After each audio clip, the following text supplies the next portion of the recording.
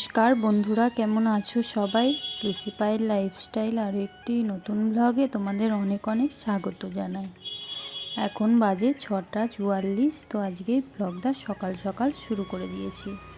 কাছে দূরে দেশে বিদেশে যে যেখানেই আছো, আশা করি ভালো আছো। আমিও ভালো আছি। আজ সকালটা কুয়াশা চাদরে মোড়া, তো গাছপালাকে কুয়াশায় ঢেকে রেখেছে। সূর্য এখনও ওঠেনি, সব কিছু আবছা আবছা লাগছে। সকালের দৃশ্যটা তোমাদের শেয়ার করলাম। ভালো লাগলে অবশ্যই একটা লাইক করে দিও, আর যদি নতুন হয়ে থাকো তো চ্যানেলটা সাবস্ক্রাইব করার অনুরোধ রইল। কালকে রাত্রে পায়েল পয়সাগুলো নিয়ে বিছানায় খেলা করছিল, তো এদিক ওদিক সব পয়সাগুলো ছড়িয়ে ছিটিয়ে রেখেছে।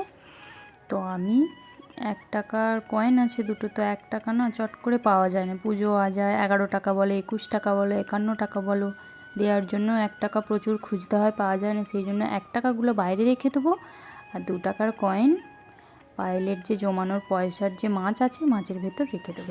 এখানে মাটিগুলো মাঠ থেকে অনেক দিন নিয়ে চলে আসছি, কিন্তু সময় হয়ে উঠছে না এখানটা লেপ দেবো বলে। তো এখানটা ভালো করে লেপে ভালো করে নাতা দিয়ে দেবো। তো সেই জন্যই আর কি জল টল নিয়ে আসছি। তো এখানে কালকে বনগুলো পরিষ্কার করে নিয়েছে, আজকে কাদাটা ভালো করে জল দিয়ে মাখিয়ে আর এখানটা ভালো করে লেপে দেবো। তো আমি লেপে নিই, তোমরা ভিডিওটা দেখতে থাকো। ভালো লাগলে অবশ্যই একটা লাইক করে দিও, নতুন হয়ে থাকলে চ্যানেলটা সাবস্ক্রাইব। আগের ভিডিওতে কমেন্ট করেছে, চ্যানেলের নামগুলো নিচ্ছি। মণিকুন্তলা দে দিদিভাই, বর্ণালী বিশ্বাস দিদিভাই, আর হচ্ছে পূজা দিদিভাই। তো দিদিভাই তোমাদের অনেক অনেক ধন্যবাদ কমেন্ট করার জন্য। তো আমি এইখানে কাজে মেতে গেছি। তো পায়েলকে সকালে কিছুই খেতে দেয়া হয়নি, তো চা খাবো বলে বায়না করছে, তো ওকে আগে চাটা করে দিই। তো কাজ করতে করতে কাজ ফেলে রেখে ওকে আগে চা করে দিলাম, আর আমিও খেয়ে নিলাম। চাটা খেয়ে নেওয়ার পর আবার এইখানটা ভালো করে লেপে নাতা দিয়ে দিয়েছি। তো দেখো কেমন হয়েছে। তো বেলায় রোদ্দুর বেরোলে নিশ্চয়ই শুকনো হয়ে যাবে, তখন আবার তোমাদের দেখিয়ে দেবো।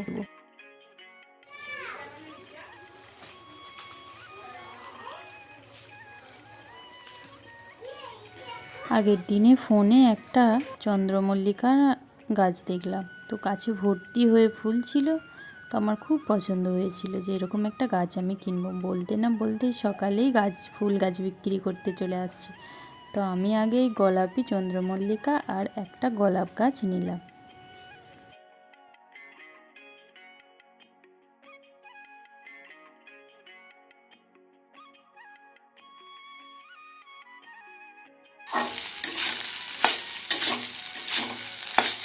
আজকে বাসি ভাত ছিল, তো ভাতগুলোকে একটু ফ্রাই করে নিচ্ছি। ধনেপাতা পেঁয়াজ দিয়েছি, জিরে দিতে ভুলে গেছি, লবণ সামান্য দিয়ে ভাতটাকে ফ্রাই করে নেব, দেখি কেমন খেতে লাগে। আগের দিনের বেঁচে যাওয়া ভাতগুলো জিরে, কাঁচা লঙ্কা, ধনেপাতা, লবণ, পেঁয়াজ দিয়ে ভালো করে ফ্রাই করে নিয়েছি।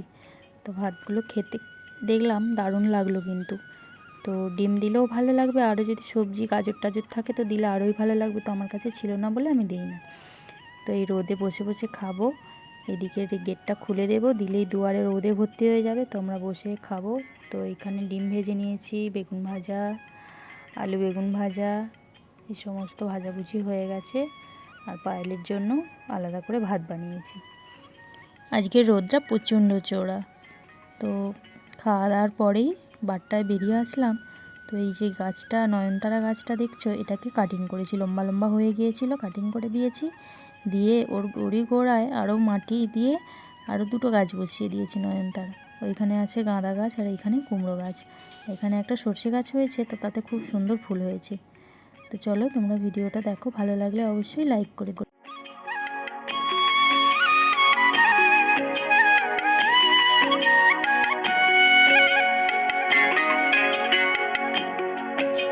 আমাদের বাড়ির সামনের দিকে কী কী ফুলের গাছ লাগিয়েছি তো তোমাদেরকে দেখিয়ে দিলাম। এখানে কুমড়ো শাকের গাছও হয়েছে, পেয়ারা গাছ আছে, একটা পেঁপে গাছ আছে, আর নানান ফুল গাছ আছে। আর ওইদিকে গাঁদা গাছটায় হচ্ছে কুঁড়ি এসছে, কিন্তু এখনও বড় ফুল হয়নি, কুড়ি হয়েছে ছোট।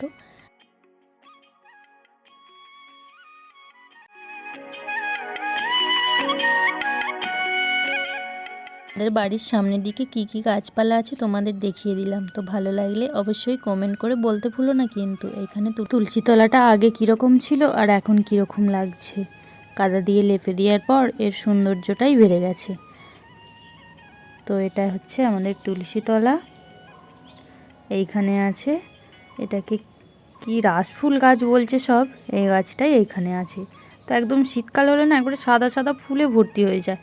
আর এটার সামনের দিকে এটা হচ্ছে একটা জমিতে জলে এখনও ভর্তি হয়ে রয়েছে। বন্যা হয়েছিল বলে জমিটা এখনও জলটা মরেনি, নইলে শীতকালে জল মরে যায়। তো এই ছিল আমাদের সামনের দিকটা। তো ভালো লাগলে অবশ্যই কিন্তু একটা লাইক করে দিতে ভুলো না।